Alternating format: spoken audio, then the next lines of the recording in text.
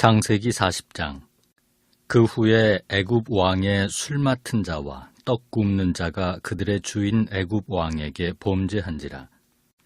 바로가 그 두 관원장 곧 술 맡은 관원장과 떡 굽는 관원장에게 노하여 그들을 침위대장의 집 안에 있는 옥에 가두니 곧 요셉이 갇힌 곳이라. 침위대장이 요셉에게 그들을 수종들게 하매 요셉이 그들을 섬겼더라. 그들이 갇힌 지 여러 날이라. 옥에 갇힌 애굽 왕의 술 맡은 자와 떡 굽는 자 두 사람이 하룻밤에 꿈을 꾸니 각기 그 내용이 다르더라. 아침에 요셉이 들어가 보니 그들에게 근심의 빛이 있는지라. 요셉이 그 주인의 집에 자기와 함께 갇힌 바로의 신하들에게 묻되 어찌하여 오늘 당신들의 얼굴에 근심의 빛이 있나이까? 그들이 그에게 이르되 우리가 꿈을 꾸었으나 이를 해석할 자가 없도다. 요셉이 그들에게 이르되 해석은 하나님께 있지 아니하나이까? 청하건대 내게 이르소서. 술 맡은 관원장이 그의 꿈을 요셉에게 말하여 이르되 내가 꿈에 보니 내 앞에 포도나무가 있는데 그 나무에 세 가지가 있고 싹이 나서 꽃이 피고 포도송이가 익었고 내 손에 바로의 잔이 있기로 내가 포도를 따서 그 즙을 바로의 잔에 짜서 그 잔을 바로의 손에 들였노라. 요셉이 그에게 이르되 그 해석이 이러하니 세 가지는 사흘이라. 지금부터 사흘 안에 바로가 당신의 머리를 들고 당신의 전직을 회복시키리니 당신이 그 전에 술 맡은 자가 되었을 때 하던 것 같이 바로의 잔을 그의 손에 들이게 되리이다. 당신이 잘 되시거든 나를 생각하고 내게 은혜를 베풀어서 내 사정을 바로에게 아뢰어 이 집에서 나를 건져주소서. 나는 히브리 땅에서 끌려온 자요 여기서도 옥에 갇힐 일은 행하지 아니하였나이다. 떡 굽는 관원장이 그 해석이 좋은 것을 보고 요셉에게 이르되 나도 꿈에 보니 흰떡 세 광주리가 내 머리에 있고 맨 윗 광주리에 바로를 위하여 만든 각종 구운 음식이 있는데 새들이 내 머리의 광주리에서 그것을 먹더라. 요셉이 대답하여 이르되 그 해석은 이러하니 세 광주리는 사흘이라. 지금부터 사흘 안에 바로가 당신의 머리를 들고 당신을 나무에 달리니 새들이 당신의 고기를 뜯어 먹으리이다 하더니 제3일은 바로의 생일이라.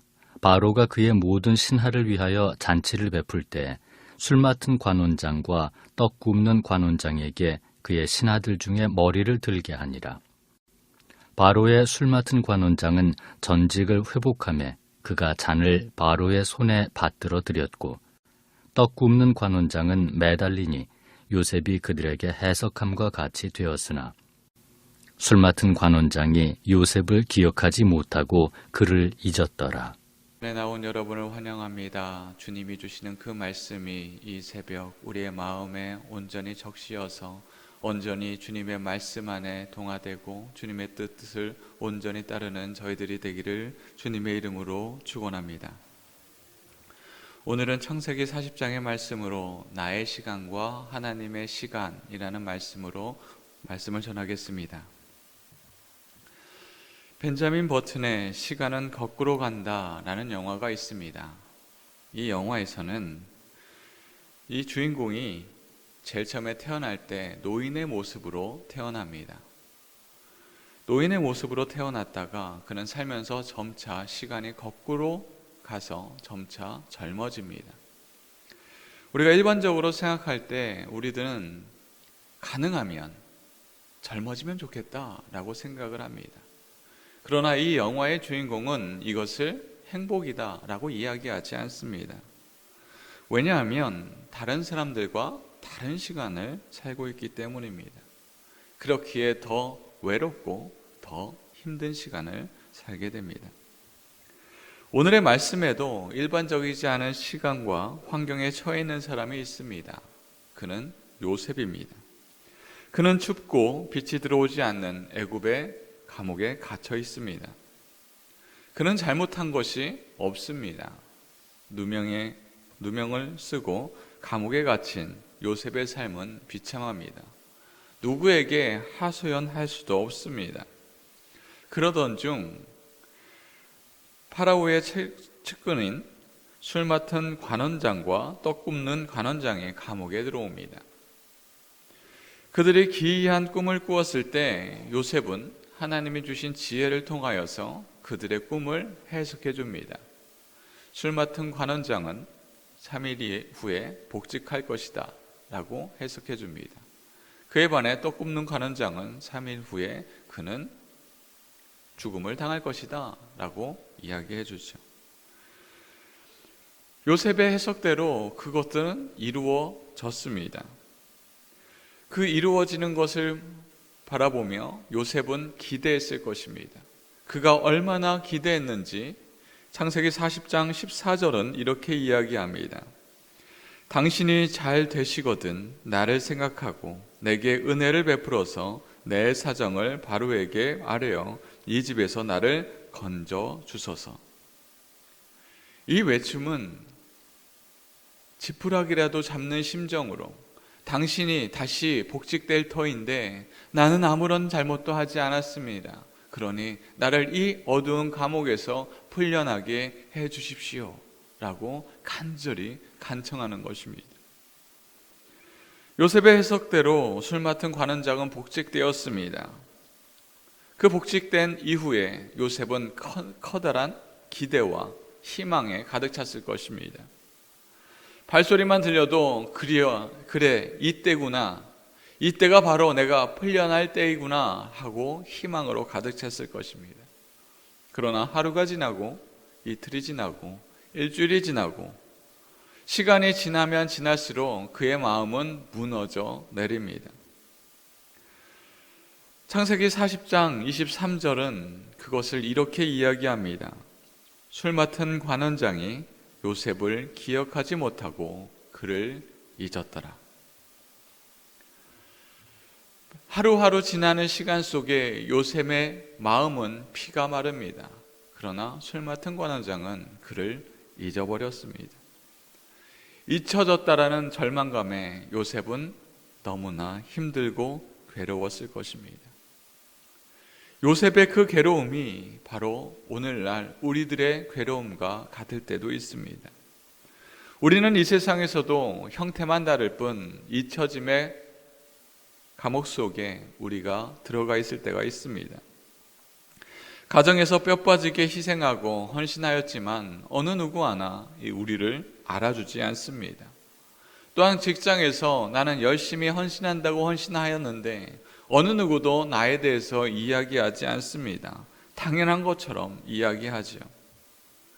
그렇게 이야기할 때 우리는 술 맡은 관원장이 요셉을 잊어버린 것 같이 우리는 우리의 가정에서, 우리의 직장에서 우리에 대한 수고를 잊혀진 그 순간을 우리는 서운해하고 섭섭해 할 수밖에 없습니다. 때로는 신앙생활 속에서도 위와 동일한 생각을 하게 될 때가 있지요. 하나님께 예배드리고 또한 헌신하고 나아갈 때 어느 누구 하나 우리에 대해서 인정하지 않습니다. 그야 당연한 것 아닌가? 또 다른 사람들을 이야기하며 이 사람을 기억하라. 얼마나 헌신적이고 열심인가? 이런 이야기를 할 때마다 우리는 참 힘들고 괴롭습니다. 또한 내가 질병으로 어려워하고 있을 때, 또한 재정적으로 고통에 처해 있을 때 우리는 더욱더 큰 외로움에 들어갑니다. 그러나 더 큰 힘듦은 하나님이 우리의 기도를 들어주지 않는 것처럼 느껴질 때가 그렇습니다. 내가 하나님 앞에 기도도 열심히 하는 것 같고 예배도 하나님께 온전히 드리는 것 같은데 나의 기도는 들어지는 것 같지 않고 다른 사람의 기도 응답만이 들려올 때 우리는 어떻게 해야 하나 근심과 걱정하게 됩니다. 하나님 앞에 소외된 것 같고 철저하게 외로워지는 그 순간순간들이 우리를 괴롭게 만듭니다. 이것이 바로 오늘날 우리가 직면한 외로움의 감옥입니다. 여기에서 우리는 한 가지 질문을 해보아야 합니다. 하나님은 진정 요셉을 잊으셨을까요? 하나님은 그 시간에 아무것도 안 하고 그냥 시간을 흘려보내고 있었을까요? 창세기 40장에 요셉은 절망합니다. 괴로워합니다. 그러나 그 이면에는 하나님께서 적당한 시간에, 하나님의 시간에 적당한 곳에 요셉을 올려놓기 위하여서 하나님은 일하시고 계십니다. 하나님은 요셉을 한순간도 잊지 않으셨습니다. 오히려 하나님은 요셉을 구원을 위해 치밀하고 완벽하게 일하고 계십니다. 만약 요셉의 기대대로 술 맡은 관원장이 요셉을 기억하고 바로에게 가서 요셉이라는 자가 있는데 그는 억울하게 감옥에 갇혔습니다 하며 그를 풀어주었다면 어떻게 되겠습니까? 그는 나와서 할 일이 없어 또다시 노예의 삶을 살거나 집으로 되돌아가고 싶은데 돌아갈 방법이 없습니다. 돌아갔다 할지라도 형제들이 그를 기쁘게 맞아들일까요? 또 다른 어려움과 괴로움 속에 갇힐 것입니다.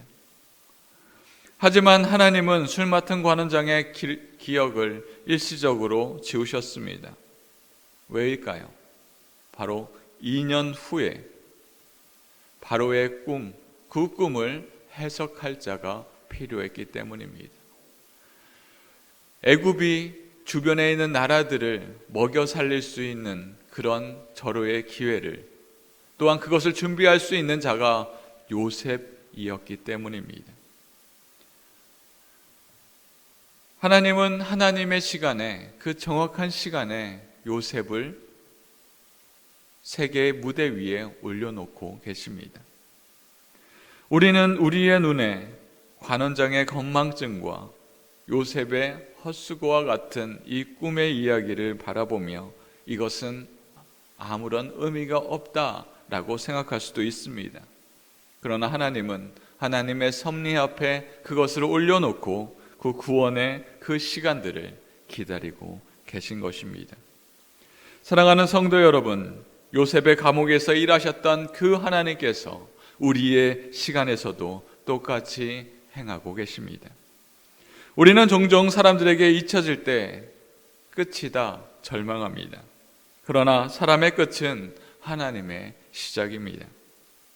하나님은 당신의 자녀를 손바닥에 새기셨습니다. 우리를 잊지 않으십니다. 혹여 하나님이 나를 잊으셨을까 두려우십니까? 십자가를 바라보십시오. 예수님께서 나를 위해 철저히 버림당하셨고 철저히 고통 속에 들어가셨습니다. 그 버림받음을 통하여서 우리는 영원한 구원을 허락받았습니다.